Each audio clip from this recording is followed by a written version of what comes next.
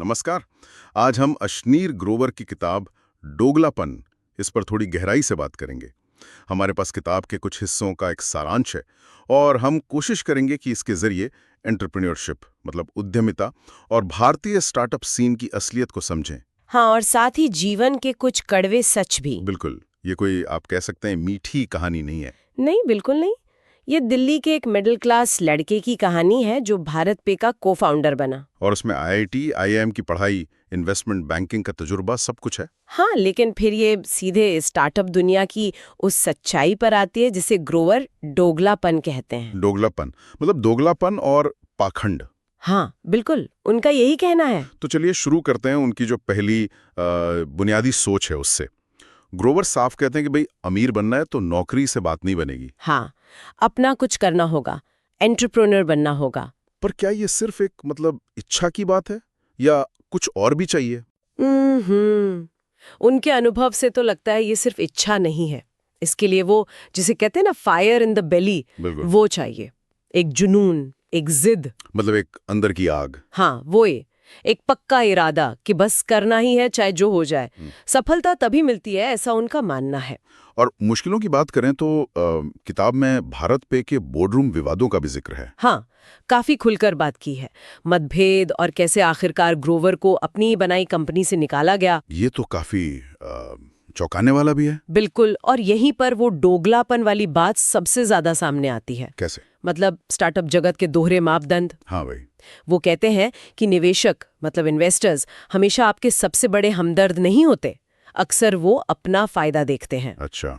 Boardroom की politics, power struggle, कैसे system आपको ही फंसा सकता है, इसका बड़ा ही कच्चा चिट्ठा दिया है उन्होंने। तो क्या ये माना जाए कि स्टार्टअप वर्ल्ड में खासकर इन्वेस्टर्स के साथ भरोसा करना मुश्किल है? शायद ग्रोवर ये नहीं कह रहे कि बिल्कुल भरोसा मत करो, पर हाँ, आंखें खुली रखो, ये समझो कि सबके अपने इंटरेस्ट होते हैं। ठीक है, एक तरह की चेतावनी है ये। हाँ, पर वो सिर्फ प्रॉब्लम्स बताकर रुक नहीं जाते, आगे बढ़ने के लिए कुछ ठोस सलाह भी देते हैं। हाँ, ये जरूरी है।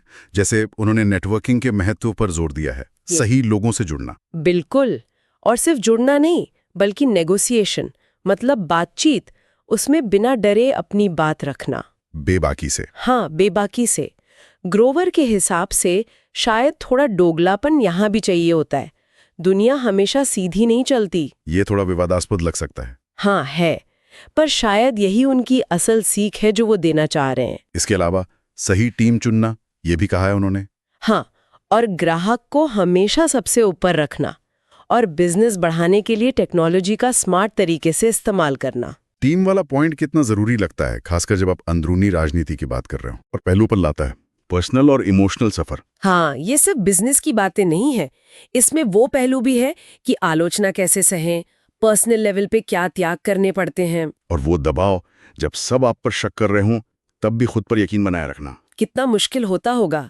किताब इस लचीलेपन मतलब रेजिलियंस पर बहुत जोर देती है, गिरकर उठना, अपनी लड़ाई लड़ना। ये इमोशनल उतार चढ़ाव कहानी का अहम हिस्सा है। बिल्कुल। तो अगर हम पूरी बात को समेटें तो इस किताब से मुख्य संदेश क्या निकलता है? संदेश शायद यही है कि इंडिया में एंटरप्रेन्योरशिप आसान नहीं है, कांटे भरे रास्ते में। हाँ, सफलताएं तो आएंगी ही। वो तो हिस्सा है सफल का, लेकिन ग्रोवर का अनुभव ये दिखाता है कि अगर हिम्मत है, रिस्क लेने का जज्बा है और हाँ, शायद थोड़ा डोगलापन भी, तो मुश्किलों के बावजूद रास्ते बन सकते हैं। तो कुल मिलाकर डोगलापन अशनीर ग्रोवर की जिंदगी और उनके स्टार्टअप संघर्षों का एक कच्चा और खरा चिट्ठा है। हाँ, बिना लाग लपेट के। इसमें बिजनेस के सबक हैं और जिंदगी की कठोर सच्चाइयां भी। बिल्कुल। और जाते जाते एक सवाल शायद सोचने के लिए छोड़ा जा सकता है। हाँ। इस तेजी से भागती स्टार्टअप दुनिया में जहां बाहरी दिखावे और पारदर्शिता पर इतना जोर है, वहां अंदरूनी तौर पर व्यक्तिगत ईमानदारी और उस डोगलेपन के बीच